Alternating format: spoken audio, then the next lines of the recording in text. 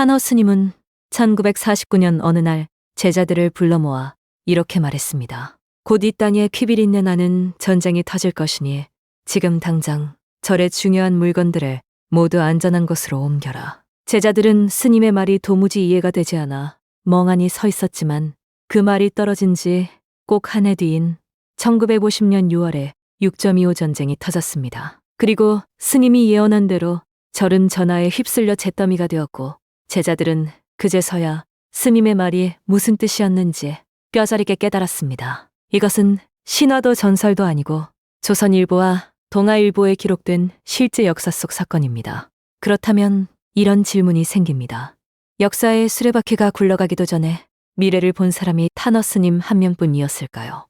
놀랍게도 그렇지 않습니다. 500년 전 조선에서부터 지금 이 순간 인도의 한 소년에 이르기까지 대한민국의 운명을 정확하게 내다본 예언자들이 시대마다 존재해왔습니다. 오늘은 그 5명을 적중률이 높은 순서대로 한 명씩 불러내 그들이 남긴 말의 무게를 직접 확인해 보겠습니다. 단순한 흥미거리가 아닙니다. 이 예언들이 실제로 얼마나 맞았는지 역사적 기록과 함께 냉정하게 살펴보겠습니다.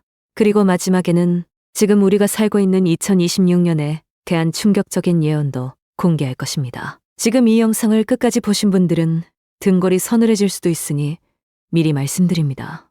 예언이란 무엇일까요? 어떤 사람들은 그것을 허황된 미신이라 부르고 어떤 사람들은 역사가 스스로 증명해주는 진실이라 말합니다. 오늘 여러분이 직접 판단하시면 됩니다.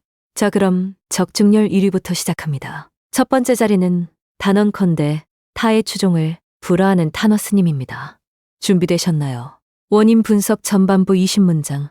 1903년 전북에서 태어난 탄어 스님은 유불도 3교를 모두 통달한 대한민국 최고의 학생이었습니다. 그는 단순히 절에서 기도하는 스님이 아니라 수만 권의 경전을 직접 번역하고 주역과 정역을 깊이 연구한 학문적 거인이었습니다. 살아생전 직접 확인된 예언만 해도 손가락으로 셀 수 없을 정도였는데 그 첫 번째가 바로 6.25 전쟁 예고였습니다. 1949년 스님은 전쟁이 날 것을 예감하고 월정사에 귀중한 원고들을 미리 다른 곳으로 옮겼고 이듬해 전쟁이 터지면서 절은 잿더미가 됐지만 원고는 살아남았습니다. 두 번째 적중은 1968년 강원도 울진과 삼척에서 발생한 무장공비 침투 사건이었습니다. 스님은 사건 발생 전 불길한 기운을 느끼고 다시 한번 번역 원고를 직접 챙겨 안전한 곳으로 옮겼고 그 판단은 완벽하게 들어맞았습니다. 세 번째는 더욱 소름 돋는 이야기입니다.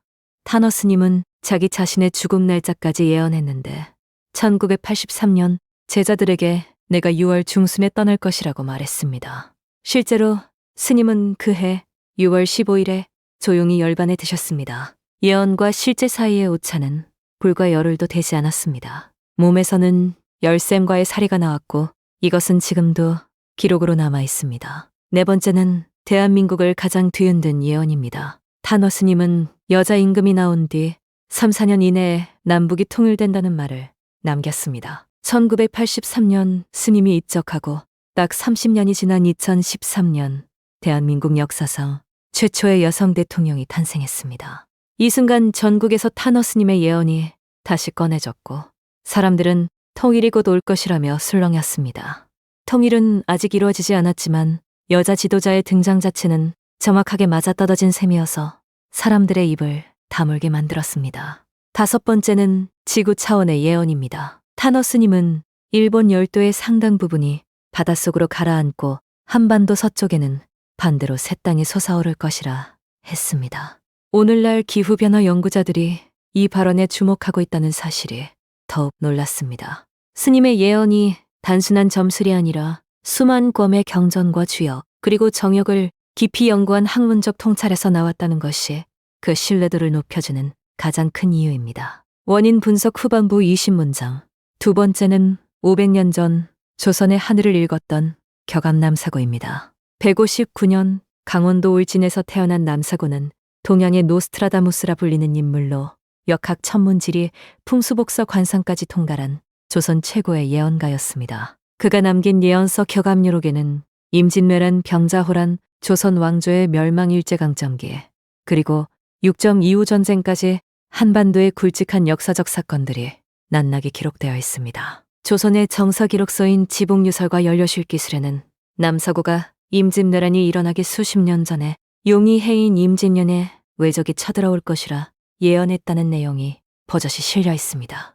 그 예언은 1952년 임진왜란이 발발하면서 한치의 오차도 없이 현실이 되었고 이후 남사고의 이름은 조선 팔도에 퍼져나갔습니다. 남사고는 또 명종 때 이미 선조대에 일어날 동서분당을 예언했는데 이건 역시 정확하게 맞았습니다. 그가 예언한 조선 왕조의 멸망도 결국 1910년 경술국치로 현실이 되었습니다. 더욱 놀라운 것은 그가 자기 자신의 죽음도 날짜까지 정확하게 예언했다는 사실입니다. 격암유록은 500년이 넘는 세월 동안 수백 건의 역사적 사건과 맞물려 그 내용이 확인되어 왔습니다. 일부 역사학자들은 격암유록을 위서로 보기도 하지만 지복유설과 같은 정사기록의 남사고의 예언이 언급된다는 사실은 부정하기 어렵습니다. 세 번째는 신비로운 수행자가 아닌 냉철한 미래학자 엘빈 토플러입니다. 그는 귀심도 점술도 전혀 관계없는 사람이었지만 결과적으로 대한민국의 미래를 가장 정확하게 예측한 인물 중 한 명이 되었습니다. 2001년 6월 당시 김대중 대통령의 의뢰를 받아 작성한 100여쪽짜리 보고서에서 토플러는 대한민국이 굴뚝산업에서 벗어나 지식 기반 경제로 전환하지 않으면 또다시 경제 위기를 맞게 될 것이라고 경고했습니다. 그 말은 지금 이 순간 대한민국이 걸어온 길을 돌아보면 소름이 돋을 정도로 정확했습니다. 그는 또 한국이 반도체 정보기술 문화 콘텐츠 분야에서 세계 최강국으로 부상할 잠재력을 가지고 있다고 단언했는데 25년이 지난 지금 삼성과 K파 그리고 K드라마가 세계를 장악하는 현실이 그의 말을 증명하고 있습니다. 그가 틀린 것은 단 하나였는데 한국 교육에 대한 경고였습니다. 학생들이 과거를 위한 공부에 매몰되어 미래를 위한 창의적 인재를 키우지 못하고 있다는 지적은 25년이 지난 지금도 해결되지 않은 채 우리 사회의 가장 뜨거운 과제로 남아 있습니다. 어쩌면 그것마저도 맞춘 것이라고 봐야 할지도 모릅니다. 네 번째는 정감록이라는 이름으로 수백 년간 민심을 지배해온 조선의 예언서입니다. 정확히 누가 썼는지조차 불분명한 이 책은 조선 후기부터 민간에 깊이 퍼져나갔으며 이씨 왕조가 망하고 새 나라가 들어설 것이라는 예언을 핵심으로 담고 있었습니다. 현실과 사례 20문장, 실제로 조선 왕조는 518년 만에 막을 내렸고 일제강점기와 대한민국 건국이라는 거대한 역사적 전환이 이 예언의 틀 안에서 해석되어 왔습니다. 정감록이 제시한 십승지는 난리가 났을 때 살아남을 수 있는 10곳의 피난지를 지목한 것인데 임진왜란 당시 입당으로 피한 백성들이 실제로 전화를 피했다는 기록이 남아 있습니다.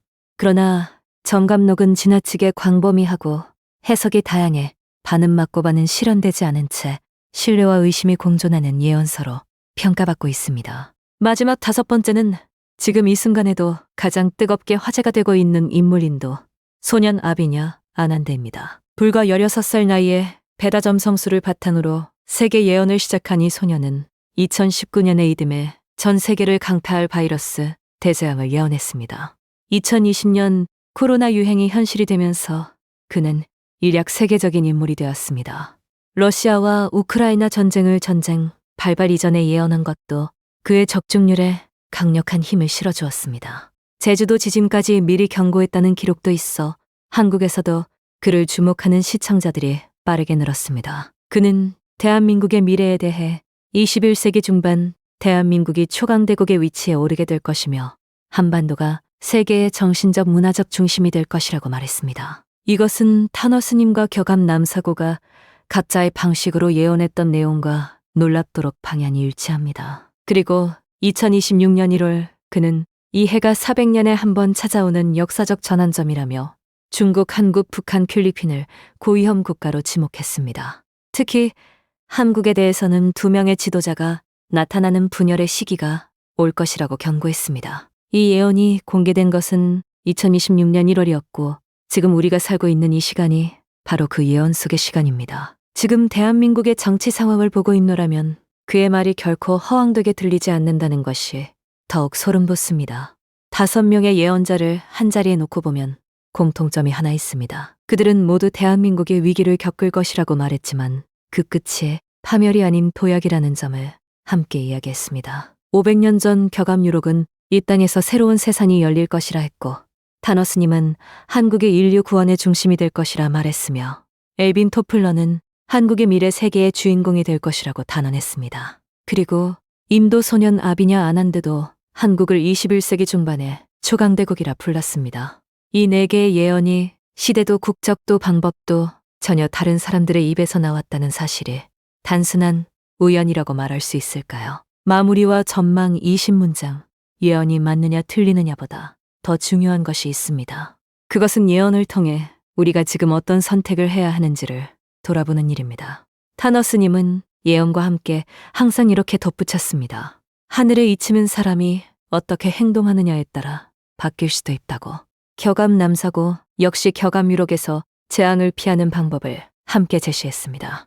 위기를 예고하되 그 위기를 벗어나는 길도 알려줬다는 것입니다. 엘빈 토플러의 보고서도 마찬가지였습니다. 그는 한국이 가진 잠재력을 칭찬하면서도 동시에 교육과 경제 구조를 바꾸지 않으면 그 잠재력은 빛을 발하지 못할 것이라고 경고했습니다. 예언은 숙명을 선언하는 것이 아니라 우리에게 선택의 기회를 주는 것입니다. 그 선택을 제대로 하기 위해서는 지금 우리가 어디에 서 있는지를 냉정하게 봐야 합니다. 2026년 지금 대한민국은 정치적 분열과 경제적 불안과 사회적 갈등이 동시에 끓어오르는 시간을 살고 있습니다. 아비냐 아난드가 견고한 고위험 국가 한국이라는 말이 결코 먼 이야기가 아닌 것처럼 느껴지는 이유가 바로 여기에 있습니다. 하지만 오명의 예언자 중 대한민국의 미래를 비관한 사람은 단 한 명도 없었다는 사실을 기억해야 합니다. 그들은 하나같이 위기 이후에 빛나는 한국을 함께 이야기했습니다. 500년의 시간을 건너온 격암 유록도 20년 전 미래학자의 보고서도 그리고 인도 소년의 예언도 모두 같은 방향을 가리키고 있습니다. 그 방향은 바로 위기를 딛고 일어서는 대한민국입니다. 역사는 언제나 가장 어두운 순간에 새벽이 가까이 있다는 것을 가르쳐줬습니다. 예언은 두려움을 주기 위한 것이 아니라 우리가 어떤 선택을 해야 하는지를 일깨워주는 거울입니다. 지금 이 순간 여러분이 이 영상을 보고 있다는 것 자체가 우리 모두가 이 시대를 진지하게 바라보고 있다는 증거입니다. 오늘 소개한 5명의 예언자들이 공통적으로 전하는 메시지를 마지막으로 전해드리겠습니다. 대한민국은 반드시 일어납니다.